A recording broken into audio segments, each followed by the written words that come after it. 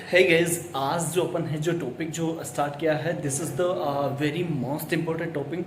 और जो है इंग्लिश में सबसे जो डिफ़िकल्ट या फिर मोस्ट डिफ़िकल्ट जो वर्ड है उनके बारे में मैंने बिल्कुल स्लोली से और विद अंडरस्टैंडिंग अच्छे से मैंने है जो उनको एक्सप्लेन किया है। और आप देखिए इसको जो क्लिप है वो अभी आने वाली है। Hey guys, this is my YouTube channel. Welcome back. Before we start, make sure you click on subscribe button. Let's start. आज अपन कुछ इंग्लिश के मोस्ट डिफ़िकल्ट वर्ड जो माने जाते हैं तो उनके बारे में आज अपन डिस्कस करेंगे। और ये यहाँ पर जो रेफरेंस लिया है वो मैंने गूगल से लिया है। तो देखिए अपन है जो यहाँ पर बिना किसी देरी के शुरू करें तो यहाँ पर मैं आपको कुछ एक एग्ज़ाम्पल दिखाता हूँ जो कि है लॉल।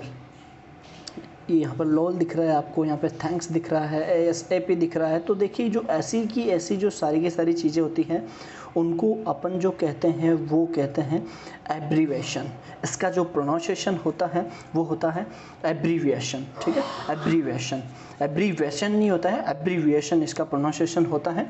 ये देखा जाए तो एक नाउन की तरह यहाँ पर काम कर रहा है। A short form of a word, एक किसी वर्ड की, किसी शब्द की एक शॉर्ट फॉर्म होती है, उसका लघु रूप होता है। और चाहे वो फ्रेज हो, फ्रेज मतलब एक कोई सा भी संक्षिप्त रूप जो एक सेंटेंस का होता है उसको। यहाँ पर इसका हिंदी में मीनिंग भी यहाँ पर बता रखा है। किसी शब्द या पदबंध का संक्षिप्त रूप या फिर उसका संक्षेपण करना या फिर लघु रूप, या फिर अपन कह सकते हैं किसी शब्द का या फिर किसी भी फ्रेज का एक छोटा रूप, जिसे अपन क्या कह सकते हैं, एब्रीविएशन अपन कह सकते हैं। तो ये एब्रीविएशन है, इसका सही प्रोनाउंसिएशन भी एब्रीविएशन होता है। So this is the also the most difficult word in English language. You may search it on Google if you have no trustworthy for me. The second word is जो है हमारा वो है purist. तो देखिए एक तो होता है प्योर, तो ये अगर अपन इसकी बात करें तो ये एक एडजेक्टिव है। तो जब भी अपन बात करेंगे प्योरिस्ट की तो वो होगा बिल्कुल शुद्धतावादी, जो बिल्कुल बहुत ही ज़्यादा जो शुद्ध होता है, परिष्कृत जो चीज़ें होती है वो होता है प्योरिस्ट। तो यहाँ पर देखिए अ पर्सन हु अधेयर स्ट्रिक्टली, एक व्यक्ति जो बिल्कुल अधेयर करता है स्ट्रिक्टली मतलब बिल्कुल जिसे अपन कह सकते हैं कठोरतापूर्ण। एंड ऑफन एक्सेसिवली, और अभिप्राय है इसका कि एक्सेसिव, किसी भी चीज़ को एक्सेसिव करना, टू अ ट्रेडिशन, एक परंपरा के रूप में, specially one preoccupied with the purity of a language. अपन यहाँ पर हैं जो लैंग्वेज की प्योरिटी के लिए भी कह सकते हैं कि वो he is a very purest person in English, की वो जो है बिल्कुल शुद्धतावादी है इन अंग्रेजी में। अपन ऐसे भी कह सकते हैं it's protection from the use of foreign और अल्टर्ड फॉर्म्स। इसका जो अपन है जो प्रोटेक्शन है या फिर इसकी जो सुरक्षा जो है जिसे अपन कहेंगे, ये अपन इसको इस यहाँ पर भी यूज़ कर सकते हैं फॉरेन अल्टर्ड फॉर्म्स में। फॉरेन अल्टर्ड फॉर्म्स में जैसे कि कोई लैंग्वेज है फॉरेन की, उसको आप प्योरिस्ट वे में अगर यूज़ करते हो तो आप जो कहलाओगे वो कहलाओगे आप एक प्योरिस्ट। तो ये इसका प्रोनाउंसिएशन है। और ये सेकंड जो वर्ड था जो मोस्ट डिफ़िकल्ट वर्ड माना जाता है। इसके बाद बढ़ते हैं हम द वर्ड नंबर थर्ड, जो कि है ये एक सरप्राइज़ होगा आपके लिए, बिकॉज आयरनिक वर्ड जो है वो काफ़ी यूज़ में लिया जाता है, लेकिन हम हैं जो इसे आयरनिक क्या होता है चलो डिस्कस करते हैं।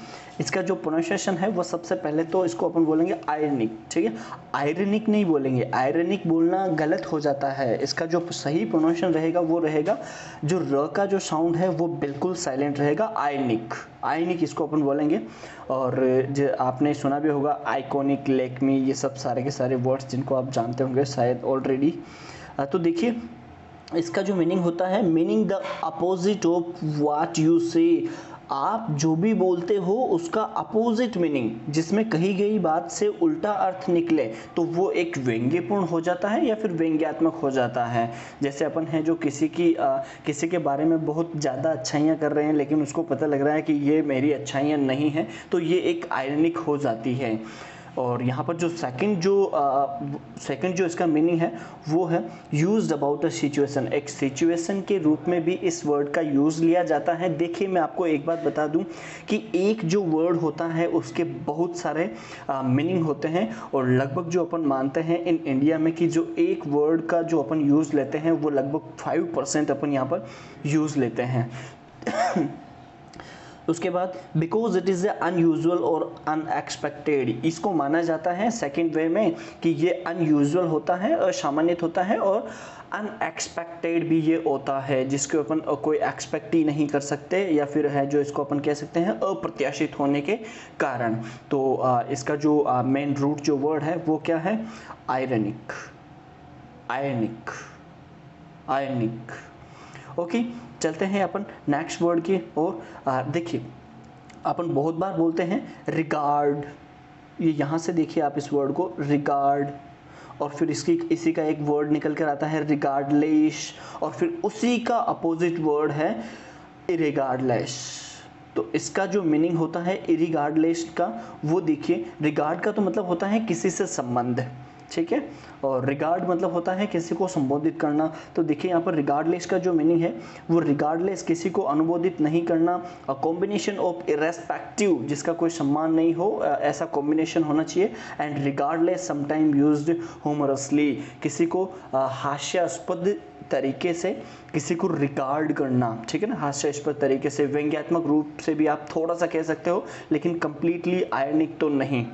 तो ये इरिगार्डलेस वर्ड है, ये भी है जो काफ़ी ज़्यादा है, जो ये शायद 4th नंबर पे आता है in the difficult word in English. आगे देखते हैं एनोमटी। क्या है एनोमटी? तो एनोमटी जो है इसका जो मीनिंग होता है ये होता है द वेरी ग्रेट साइज, ठीक है ना, किसी वस्तु की विशालता या फिर उसके बड़े होने का अर्थ, इफेक्ट या फिर उसका बहुत ज़्यादा प्रभाव भी आप कह सकते हो, इत्यादि। ऑफ समथिंग, किसी का, the fact that something is very serious, और किसी की भी एक ऐसा तथ्य जिसमें किसी की भी गंभीर स्थिति बताई जाती हो, तो वो होता है एनोमिटी, ठीक है।